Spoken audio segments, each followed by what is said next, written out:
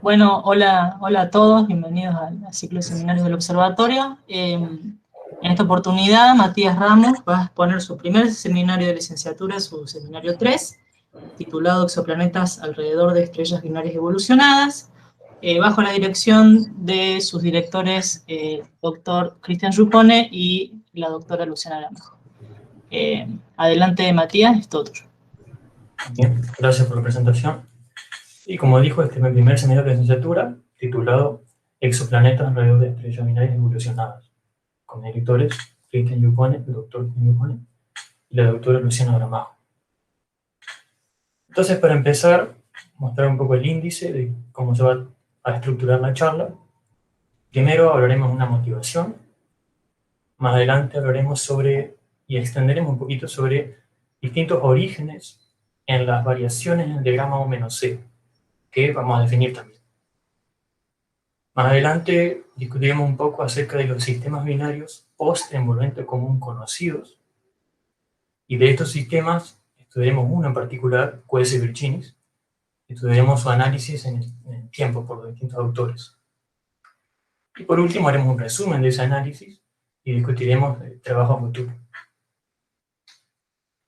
Entonces, empezando con la motivación, la población de exoplanetas que nosotros vamos a centrar son exoplanetas que están relacionados a un sistema estelar binario.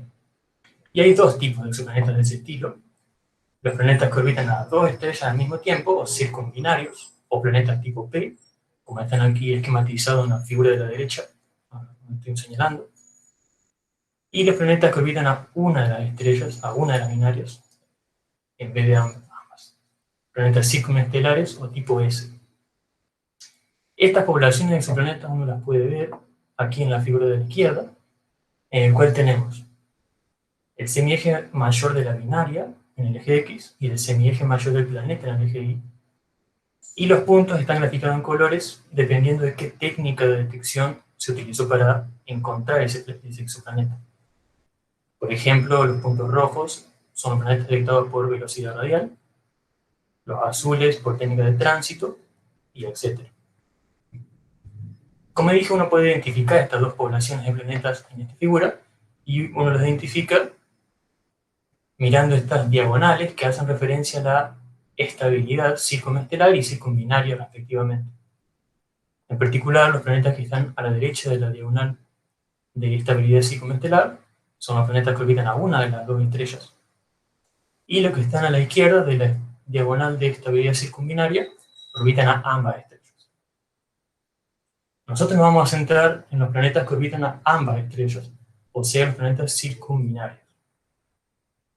Uno puede notar básicamente que hay dos poblaciones significativas de ese tipo de planetas: los que son detectados por la técnica de tránsito, o en azul aquí, y los que son detectados por la técnica de eclipse timing, o en español, variaciones en tiempos de eclipse.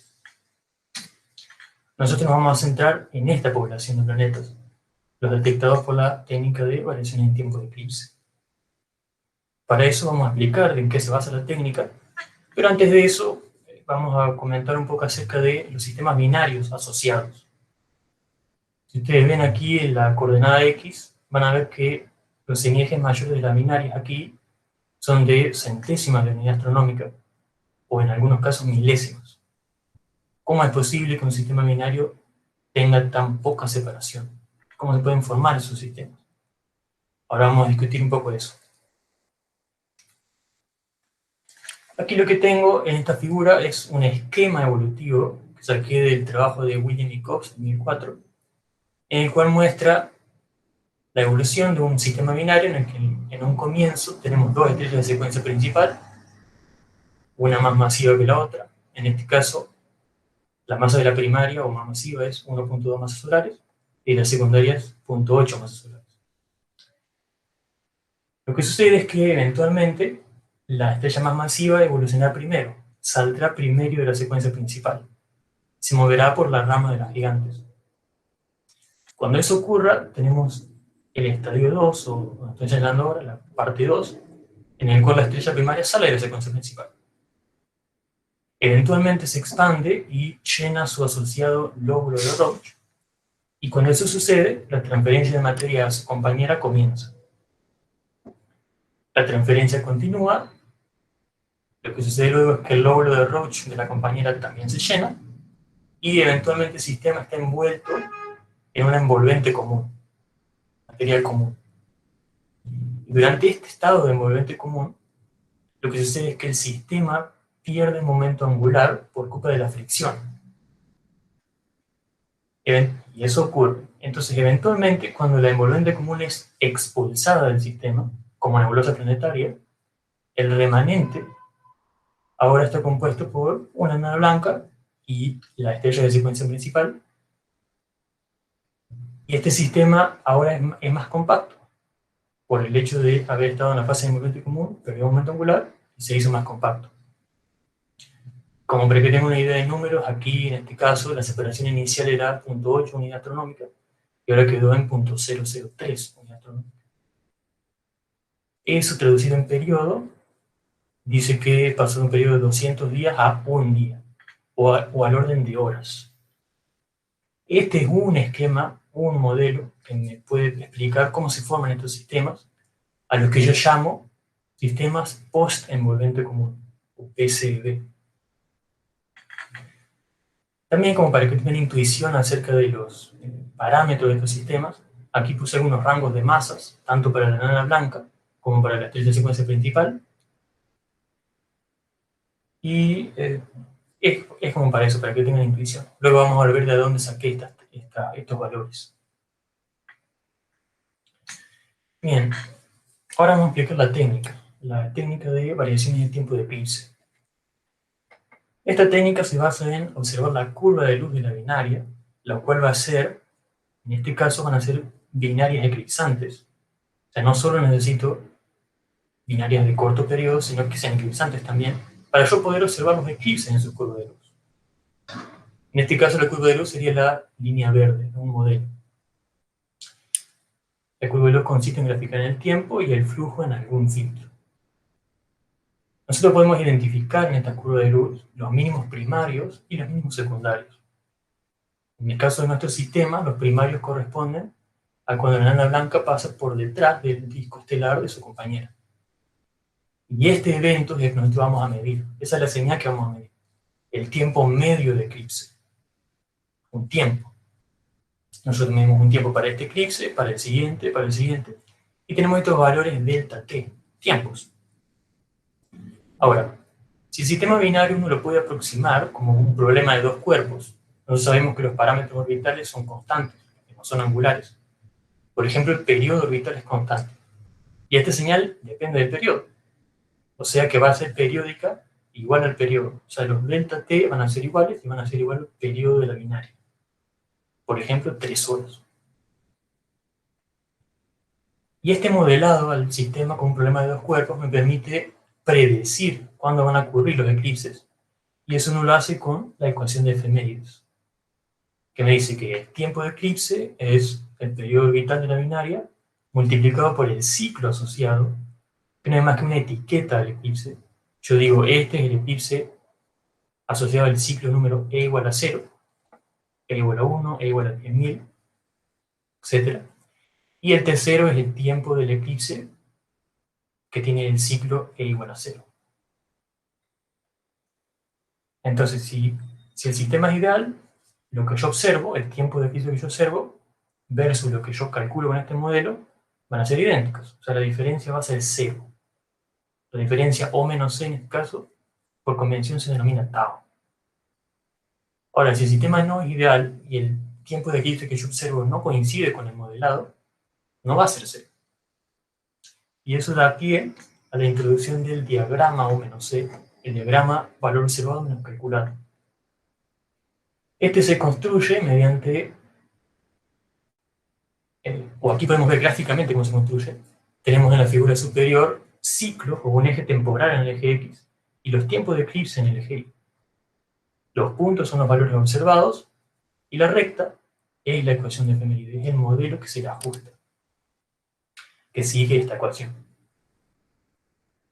Tenemos los valores observados, tenemos el modelo, hacemos la diferencia y tenemos la figura de abajo, que es el diagrama O menos C. Y aquí una cosa que quiero hacer notar es las amplitudes. Noten que las unidades en la figura superior están en días y en la figura inferior están en segundos.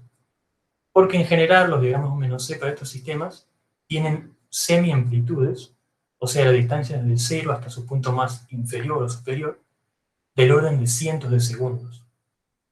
En este caso, 200 segundos, en su semi-amplitud.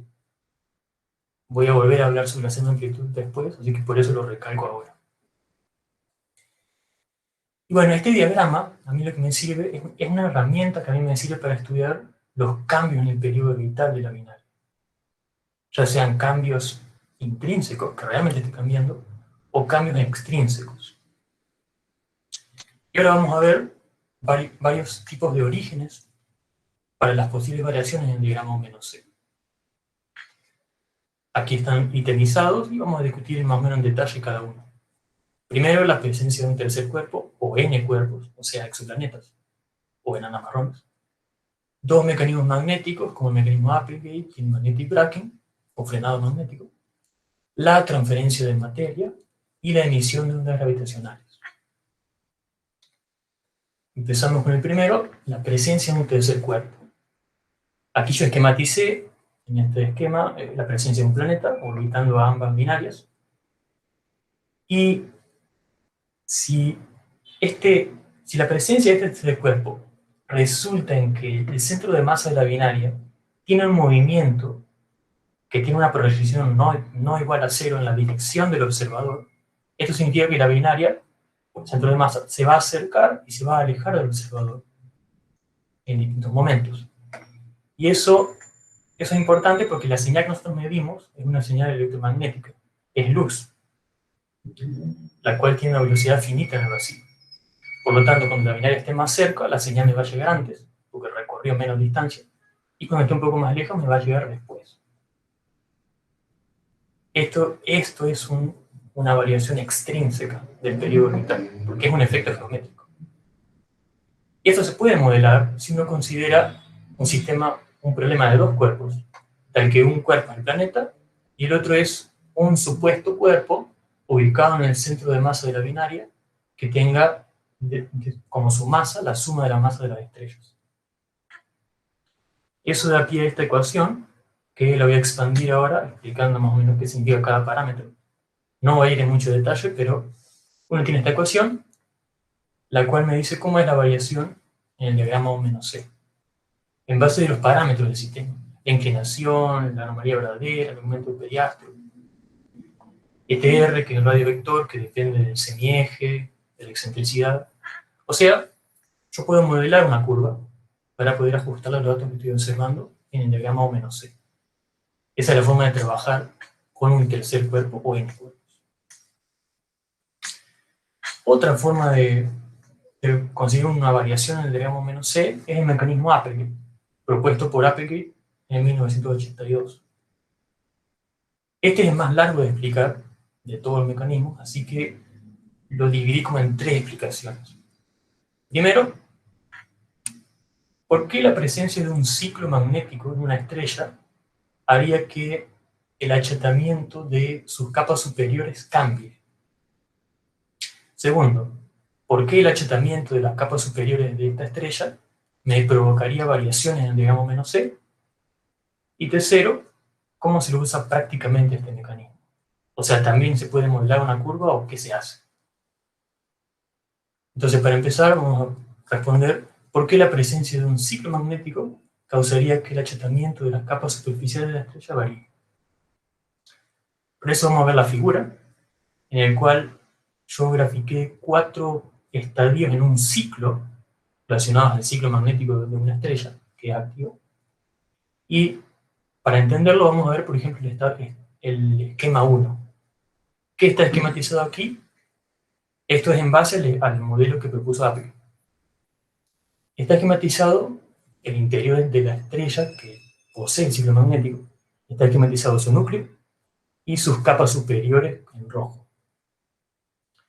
La flecha celeste, que está apuntando hacia afuera, indica que, por culpa del ciclo magnético, existe transferencia de energía desde el núcleo a la superficie. transferencia de momento angular desde el núcleo a la superficie. ¿Qué implica esto? Que las velocidades angulares relacionadas al núcleo y a la superficie no van a ser iguales, no van a estar rotando como un cuerpo rígido, va a haber una rotación diferencial.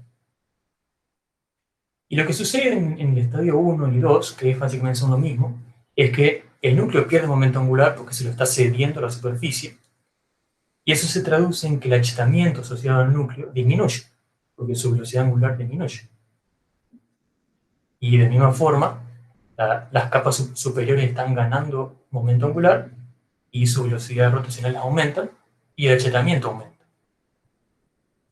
Hasta que llegamos al parte 3, donde ahora por culpa del ciclo magnético, la transferencia de energía se invierte. Ahora es desde la superficie, desde las capas superficiales hacia el núcleo. Y ocurre el efecto inverso. Ahora las capas superficiales pierden achetamiento. Y esto se repite. Y esto causa entonces un cambio en el achetamiento de las capas superiores de la estrella. Ahora, ¿por qué la variación en la forma de las capas superiores de la estrella produce variaciones en el diagrama U-C? La respuesta corta a eso es que produce un cambio en su potencial, porque cambia su cuadrupolo. La respuesta un poco más larga es que, bueno, si uno expresa el potencial gravitatorio que genera este objeto, que no lo comenté, pero ahora lo comento, esta sería la estrella secundaria, la que está en secuencia principal, no la enana blanca, en general. Entonces, si uno expresa el potencial gravitatorio de este objeto como la suma de términos, o sea, su expansión multipolar, el término cuadrupolar tiene codificada la geometría del objeto. En particular, el término que se refiere a las capas superiores es más significativo que las capas inferiores. Un cambio en la forma de las capas superiores afecta en el valor del cuadrupolo, lo cambia, y eso implica que el potencial cambia. Si el potencial cambia, la fuerza cambia, y si la fuerza cambia, los parámetros orbitales van a cambiar. En particular, el periodo orbital de la binaria va a cambiar. O sea, es un cambio intrínseco. Y un cambio en el periodo produce variaciones en el diagrama U-C. Eso está claro. Ahora, la tercera parte es cómo se utiliza de forma práctica este mecanismo. Para eso, aquí simplemente puse estas ecuaciones, pero con sus explicaciones de qué son cada parámetro. No me voy a detener mucho en eso, porque no es muy relevante, sino al menos la idea de cómo se usa. Lo que tenemos es, dada una semi-amplitud en el diagrama U-C, y por eso hice énfasis al principio cuando definí el diagrama U-C, qué es una semi-amplitud, por ejemplo, de 200 segundos, dado un valor medido, para que se produzca esa variación, gracias a este modelo que propuso APG, uno puede calcular que se requerirá tanto valor de energía, delta E, tantos ergios, tantos julios. Uno lo puede calcular siguiendo esta ecuación. Que bueno, aquí tiene la explicación de los parámetros. Lo importante es que uno puede calcular el valor 10 a la 40 ergios, por ejemplo. Ahora, ¿qué proporciona esa energía para llevar a cabo este mecanismo? APG dice que la energía se puede proporcionar por la luminosidad de la estrella, en particular una fracción de la luminosidad, no toda. Si uno dice el 10%, por ejemplo, entonces este sería el criterio. Es el criterio de si la luminosidad estelar proporcionaría suficiente energía como para explicar las observaciones que estamos observando hoy, esta semi-amplitud. Si esta inecuación se cumple, el mecanismo puede explicar las observaciones. Si no se cumple, no. Y bueno, aquí, por la duda que no haya ambigüedad, este P-mod que aparece aquí es el periodo del ciclo magnético. Periodo de modulación, lo llama APG. Bien, los otros orígenes son un poco más breves de explicar. Este es otro mecanismo magnético, el magnetic braking o frenado magnético, y consiste en que material es desacoplado del sistema. La materia se expulsa del sistema binario.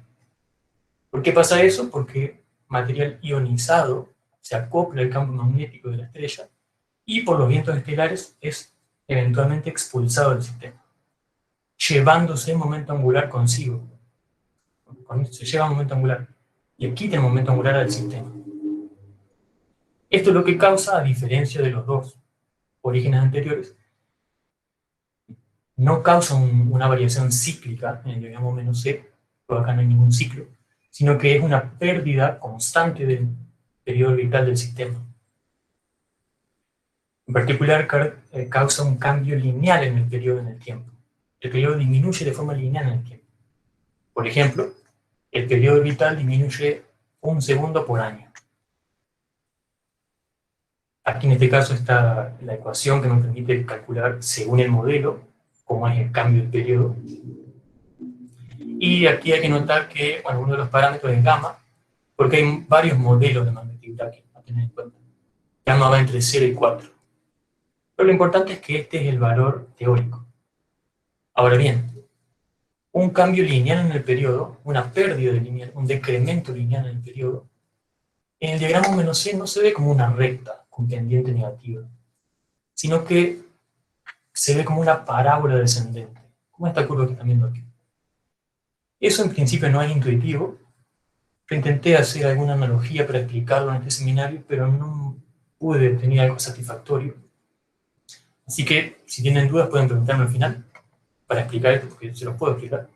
¿Por qué un cambio lineal causa una variación parabólica aquí en el diagrama menos C?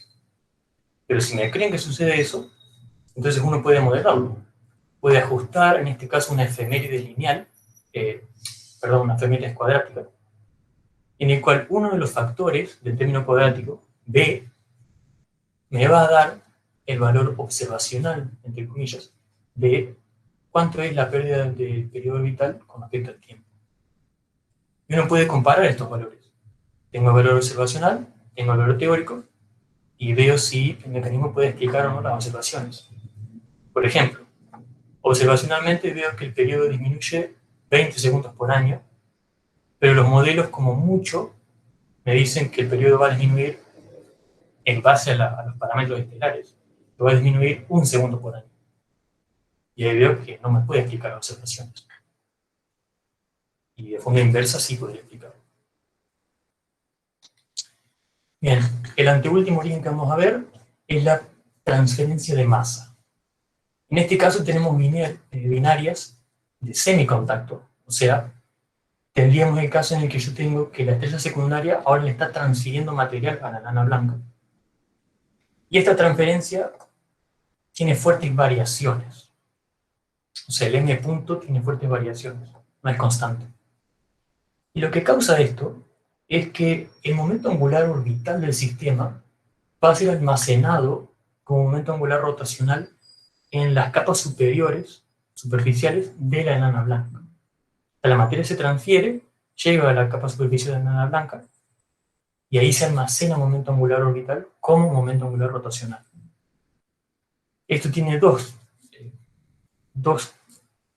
efectos que se pueden observar. Primero, como el momento angular está disminuyendo, el momento angular orbital, la separación en la binaria va a disminuir. De 1, o sea, de 2 es más pequeño que de 1, la separación. Y segundo, como el momento angular rotacional de la enana blanca o de las capas superficiales está aumentando, el achatamiento de las capas superficiales de la enana blanca aumentará.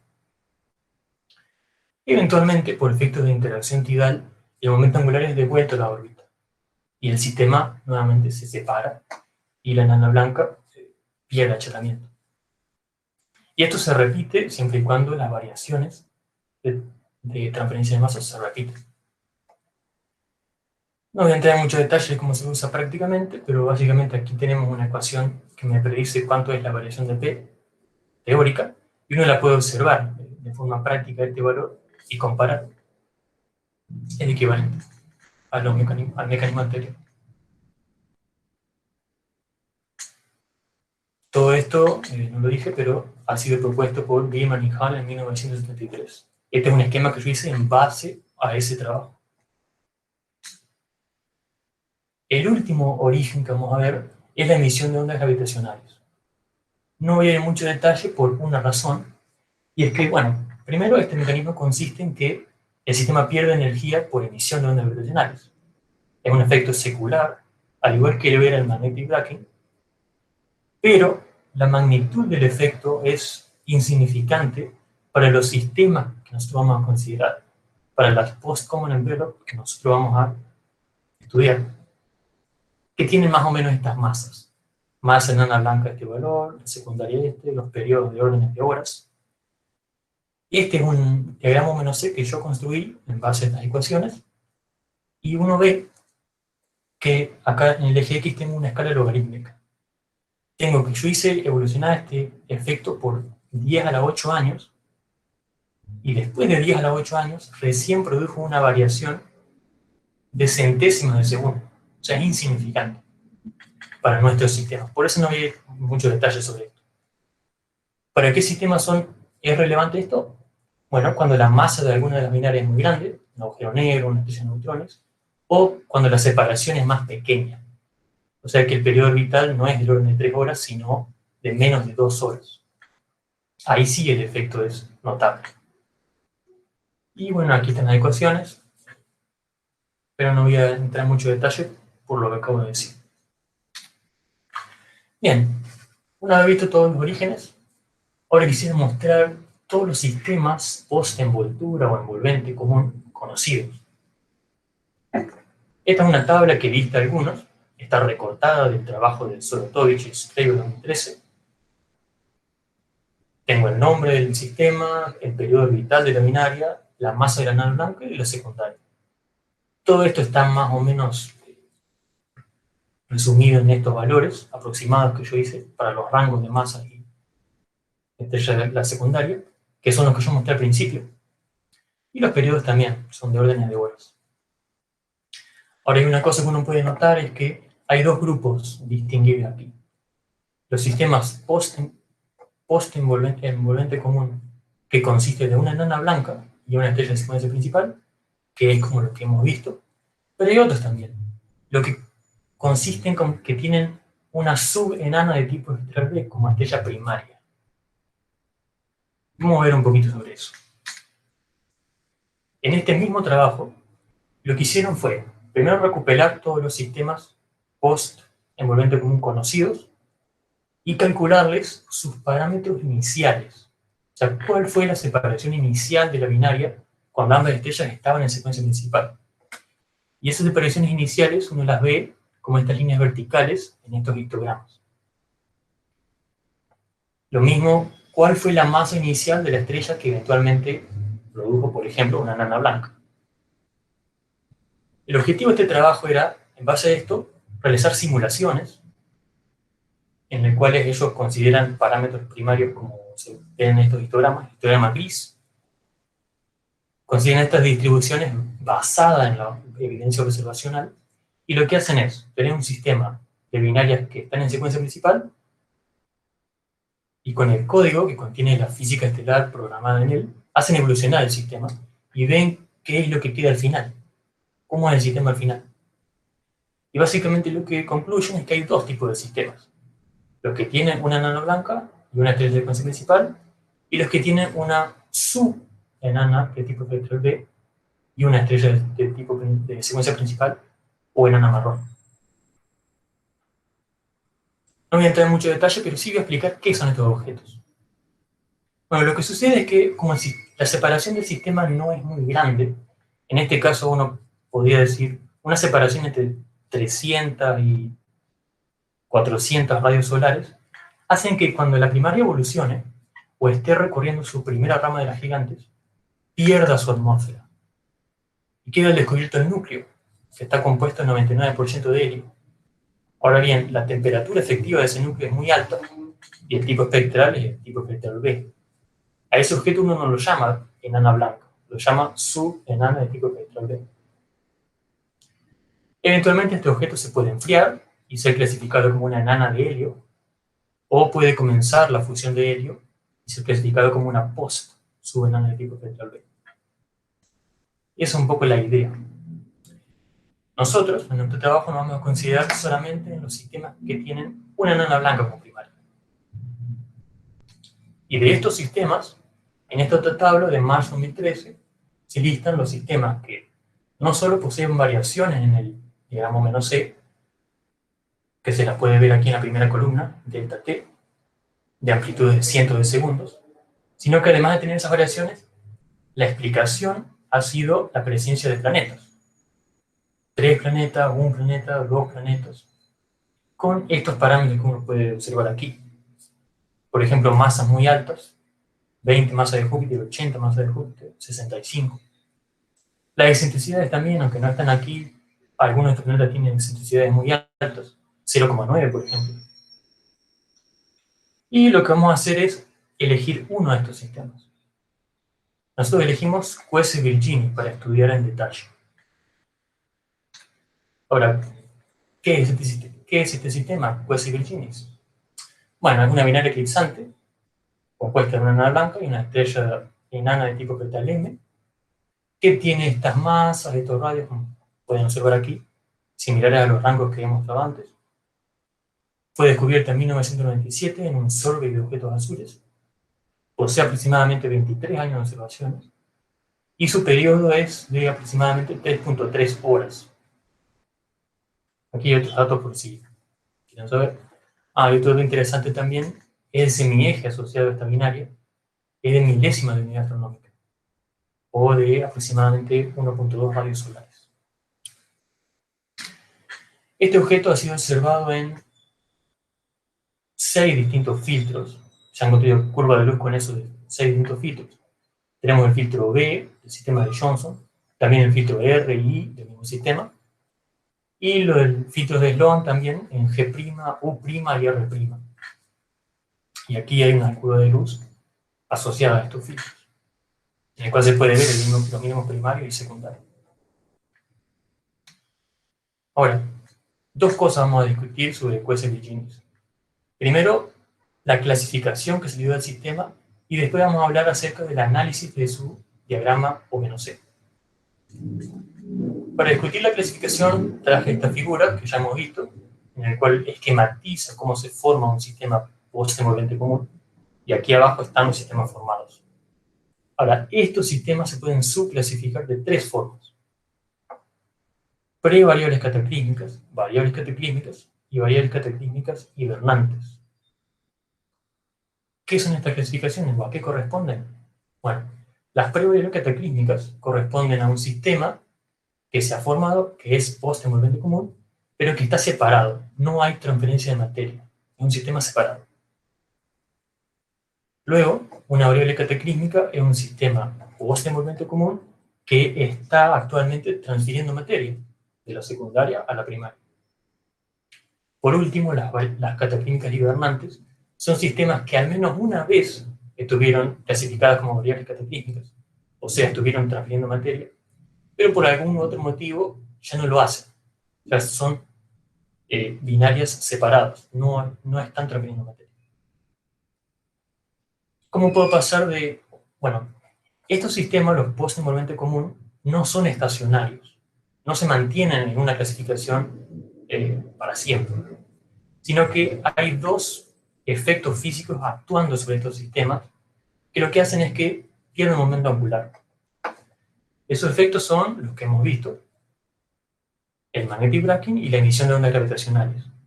Nuevamente, como hemos visto, para nuestro rango de sistemas, el magnetic braking es más significativo. Y eso haría que, por ejemplo, un sistema que es precataclísmica, separado, eventualmente su separación disminuya hasta que comience la transferencia de materia. Porque si la separación disminuye, el tamaño de su lóbulo de Roche asociado también lo hará. De eso vamos a ver en la siguiente diapositiva. Entonces, ¿cómo puedo distinguir? ¿Cómo puedo hacer para clasificar QS Virginis en una de estas 3 clases? Primero tengo que determinar si hay transferencia de materia o no. Si sí la hay, entonces es una cataclísmica. Si no la hay, entonces puede ser una precataclísmica o cataclísmica hibernante. ¿Cómo diferencio entre estas 2 últimas? Ahí lo que se hace es estudiar la velocidad radial de la enana blanca. Porque los sistemas que son cataclísmica hibernante, como pasaron por un estadio de variable cataclísmica, las velocidades angulares han aumentado. Y estos escenarios por los cuales un sistema cataclísmico puede pasar a un cataclísmico hibernante no disminuyen la velocidad rotacional. Por cuestiones de tiempo no voy a mencionar estos distintos estadios para pasar de cataclínica a cataclínica hibermante, pero si tienen curiosidad me preguntan al final. Lo importante de anotar es que las velocidades rotacionales son distinguibles. Y eso lo vamos a ver en la siguiente perspectiva, en la clasificación de Coese-Virginis. Así que lo voy a comentar ahí.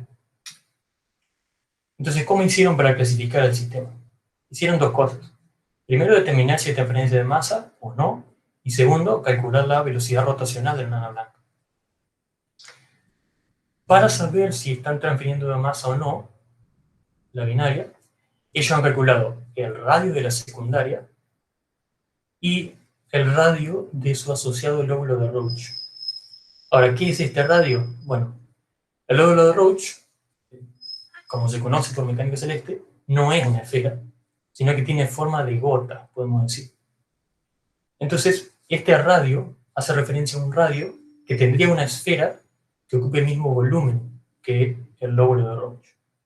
Porque lo que se busca aquí es que la estrella llene el volumen del lóbulo de Roche. Y bueno, este radio se calcula con esta ecuación que dedució Eglinton en 1983, donde aquí no está específicamente qué es Q, pero Q es lo que es Q que aparecía antes. Es la masa de la enana blanca sobre la masa de la secundaria. Y aquí está el semieje de la órbita, de la binaria. En estos primeros trabajos, 2002 y 2003, calcularon el radio de la secundaria usando las curvas de luz. Y también el tamaño del lóbulo de Roche, el radio de Roche. Y bueno, aquí en el trabajo de Nowe no lo dieron explícitamente, pero concluían lo mismo que en Kafka et al. Y es que el sistema está a punto de llenar el lóbulo de Roche, pero no lo hace. Entonces, para clasificar el sistema, tenían que estudiar entonces las velocidades rotacionales, para ver si era precataclísmica o cataclísmica hibernante. Ellos calcularon esas velocidades rotacionales y vieron que eran del orden de cientos de kilómetros por segundo.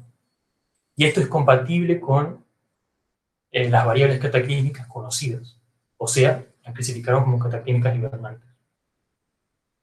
Más adelante, en 2010, con las nuevas curvas de luz, se ha medido de nuevo el radio de la secundaria y el radio del lóbulo de Roche, y ha quedado más claro que no hay transferencia de masa.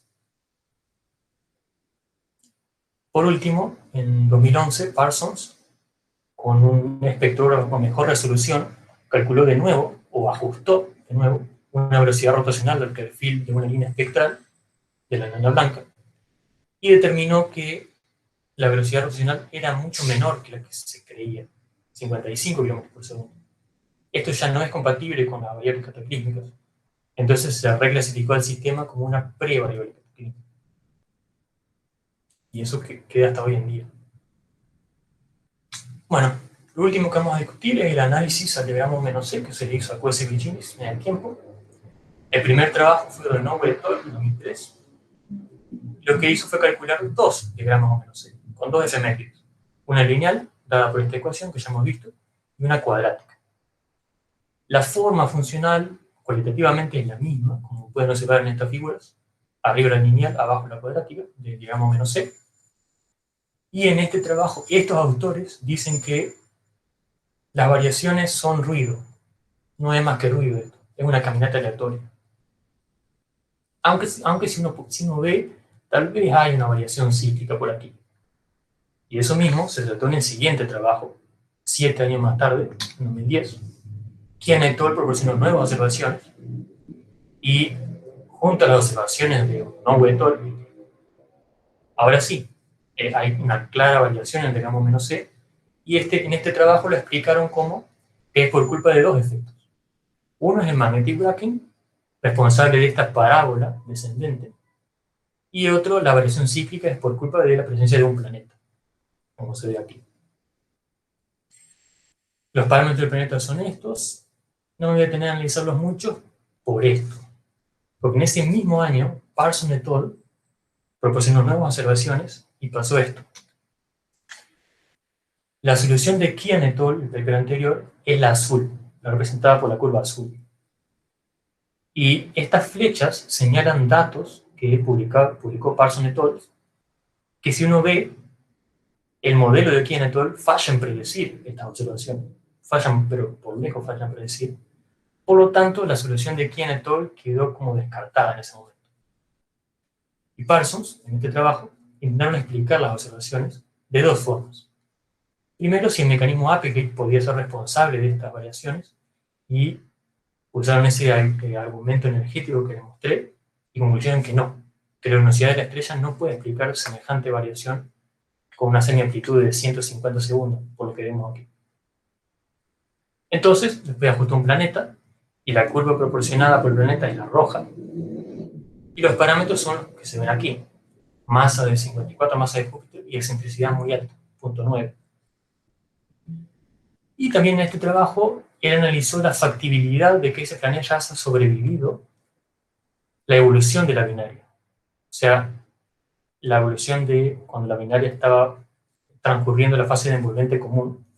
Y han determinado que este planeta tuvo que haber estado sumergido en la envolvente común. O sea que no es muy probable no es muy factible que haya sobrevivido ese estadio. Es una evidencia un poco débil. Y también los parámetros son bastante extremos.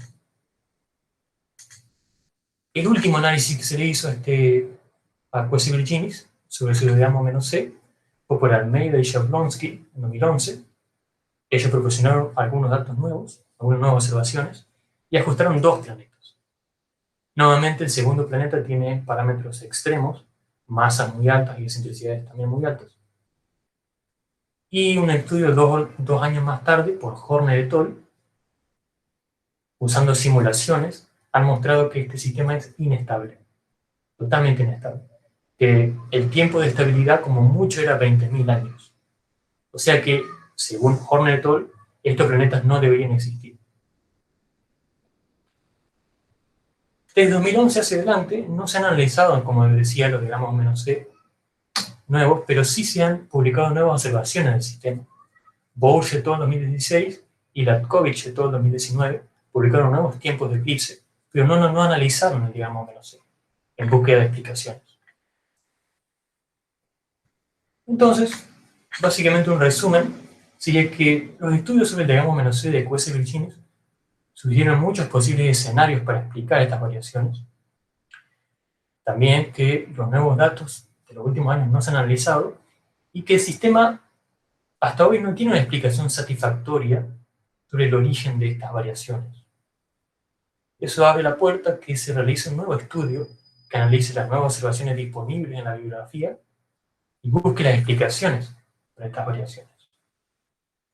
Y como para expandir en lo último, esas serían las perspectivas futuras. Obtener los datos bibliográficos de las nuevas observaciones, construir un nuevo diagrama -C y determinar, por ejemplo, parámetros orbitales de compañeros ocultos, planetas o enanas marrones. Analizar esos parámetros en búsqueda de, analizarlo utilizando algoritmos computacionales, como algoritmos genéticos o simples. Esto es para obtener los parámetros. Y además de eso, si proponemos la presencia de compañeros ocultos, analizar la estabilidad del sistema. También no olvidarse de los otros posibles orígenes de las variaciones, mecanismo Applegate, magnetic braking, transferencia de masa y el resto. También deberíamos analizar esos mecanismos con los nuevos datos. Bien, eso ha sido todo. Aquí están las referencias de todas las imágenes y datos. Nada más que decir.